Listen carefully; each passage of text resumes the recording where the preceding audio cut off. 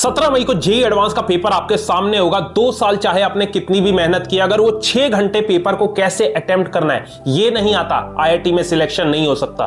2 लाख बच्चे पेपर देंगे, उसमें से सिर्फ 15-17 हजार का आईआईटी में सिलेक्शन होगा। ये स्टूडेंट देख रहे हो स्क्रीन पे, लास्ट ईयर इनके मॉक टेस्ट में 50, 60, 70 नंबर भी नहीं आ रहे थे क्योंकि सारे मार्क्स नेगेटिव मार्किंग में कट जा रहे थे। बट इन्होंने पेपर को इस तरीके से अटेम्प्ट किया जिससे इन सबका आईआईटी में सिलेक्शन हो गया। इस वीडियो के अंदर डिटेल में बताऊंगा कि जेईई एडवांस के टॉपर्स पेपर 1 पेपर 2 को कैसे अटेम्प्ट करते हैं, फिजिक्स केमिस्ट्री मैथ्स में क्या सीक्वेंस रहेगा, क्या ऑर्डर रहेगा अटेम्प्ट करने का, नेगेटिव मार्किंग से कैसे बचना है, टियर 1 टियर 2 टियर 3 आईआईटीज के लिए कितने मार्क्स आपको टारगेट लेके चलना है, उसके बाद कौन से क्वेश्चन स्किप करने हैं, कौन से अटेम्प्ट करने हैं, सब कुछ डिटेल में बताऊंगा। एक बार वीडियो को बिना स्किप करे एंड तक देख लेना, सारी चीजें क्लियर हो जाएंगी।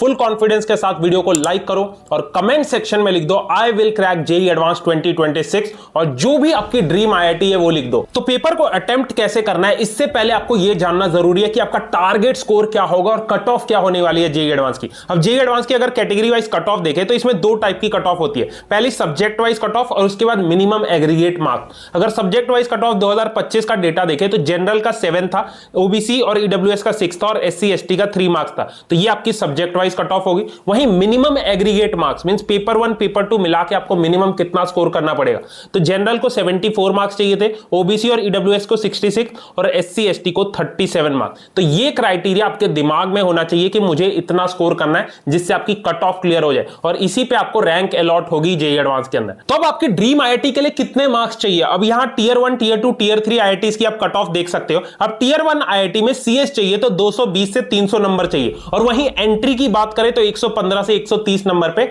एंट्री मिल जाती है। वहीं टियर 2 में 150 से 200 सीएस के लिए चाहिए और 105 से 120 एंट्री कट ऑफ है। और टियर 3 आईआईटीज में 130 से 150 नंबर के बीच में सीएस आपको मिल जाती है और एंट्री की बात करें तो 105 से 116 मार्क्स। ठीक है, तो जो भी आपका टारगेट आईआईटी है, अगर मान लो टियर 3 आईआईटी में सीएस चाहिए तो आपका टारगेट होना चाहिए कि मुझे 140 प्लस मिनिमम स्कोर करना है। तो अब डिस्कस करते हैं जेईई एडवांस की पेपर अटेम्प्टिंग स्ट्रेटजी और 2 चीजें अपने दिमाग में डाल लो। जेईई एडवांस का जो पेपर है वो सिर्फ आपकी नॉलेज नहीं चेक करता, वो चेक करता है आपके कॉन्फिडेंस को और साइकोलॉजी को। जिन बच्चों के पूरा साल 170 180 नंबर मॉक टेस्ट में आते हैं उनका पेपर में साइकोलॉजी खराब हो जाता है, कॉन्फिडेंस गिर जाता है, पैनिक कर जाते हैं, जिसकी वजह से पूरा पेपर खराब हो जाता है। तो इसीलिए आपके पास एक सही अप्रोच होना चाहिए कि मुझे पेपर को कैसे अटेम्प्ट करना है और अपने ऊपर पूरा भरोसा और कॉन्फिडेंस होना चाहिए। ठीक है, और दूसरा चीज है JEE advance is a game of quality and selection not quantity. मतलब लिमिटेड क्वेश्चंस ही अटेम्प्ट करने हैं जिन पे 100% कॉन्फिडेंस है और बाकी क्वेश्चंस को एलिमिनेट करना है, स्किप करना है ताकि नेगेटिव मार्किंग ना हो।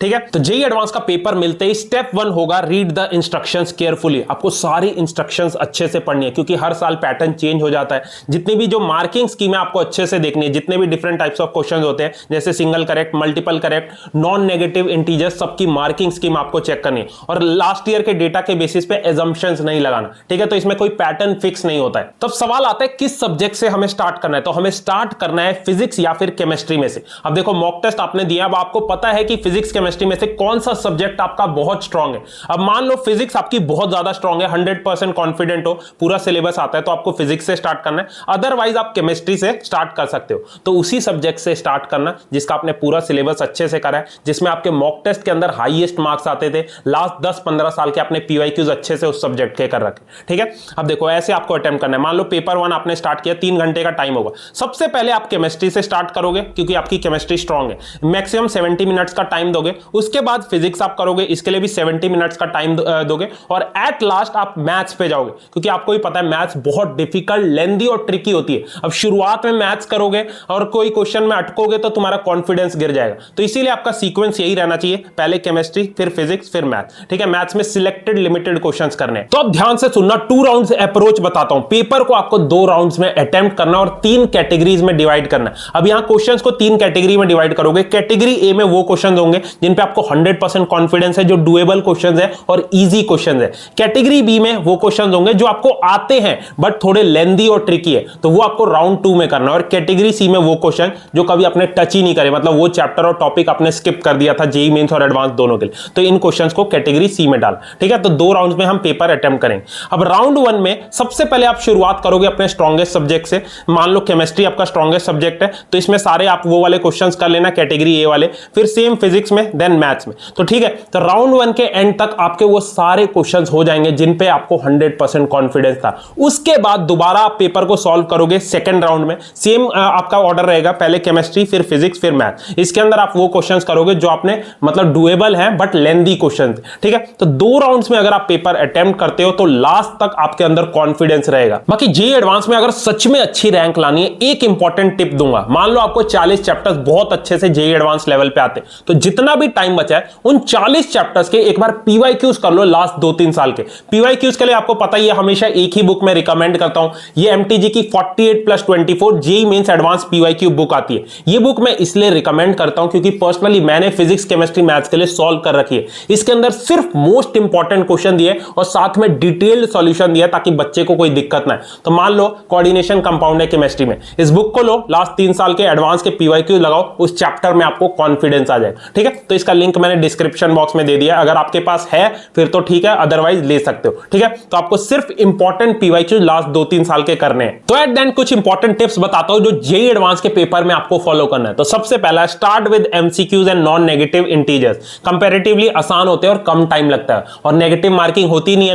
नॉन नेगेटिव इंटीजर्स में। ठीक है, दूसरा है मैक्सिमम 1 से 2 मिनट का टाइम देना है हर एक क्वेश्चन को समझने में और रीड करने में। 2 मिनट में आइडिया लग जाता है कि वो क्वेश्चन आसान है, मॉडरेट है या डिफिकल्ट है। अगर इजी लग रहा है फिर तो राउंड 1 में ही अटेम्प्ट कर लो, और अगर डिफिकल्ट लग रहा है, ट्रिकी लग रहा है, तो उसको राउंड 2 के लिए छोड़ दो। और जो कैटेगरी सी वाले क्वेश्चन होते हैं उनको स्किप कर देना। अब बहुत से बच्चे ये गलती करते हैं, अपने ईगो पे ले लेते हैं क्वेश्चन को, मतलब भले 15-20 मिनट लगे एक ही क्वेश्चन पे बैठे रहेंगे। मेरे भाई सिर्फ 35 से 40% तुझे चाहिए टॉप आईआईटीज में कोर ब्रांचेस लेने के लिए। तो पेपर 1 में तुझे सिर्फ 25 से 30 क्वेश्चन सही करने हैं और पेपर 2 में 25 से 30 क्वेश्चन सही करने हैं। आराम से टॉप आईआईटीज के अंदर कोर ब्रांच मिल जाती है। तो आई होप आपके सारे डाउट्स क्लियर हो गए। जेईई एडवांस के पेपर को कैसे अटेम्प्ट करना है, ये मेरी लास्ट वीडियो थी जेईई 2026 के स्टूडेंट्स के लिए। अगर वीडियो अच्छी लगी हो, एक वीडियो को लाइक और चैनल को पक्का सब्सक्राइब करना, बिकॉज अभी मैं जोसा काउंसलिंग में भी आपकी हेल्प करूंगा कॉलेज जब तक आपको नहीं मिल जाता। ठीक है, कोई भी डाउट है आप मेरे से पर्सनली कमेंट सेक्शन में पूछ सकते हो या फिर मेरे को ईमेल कर देना, मेरी टीम आपको रिप्लाई कर देगी। All the best.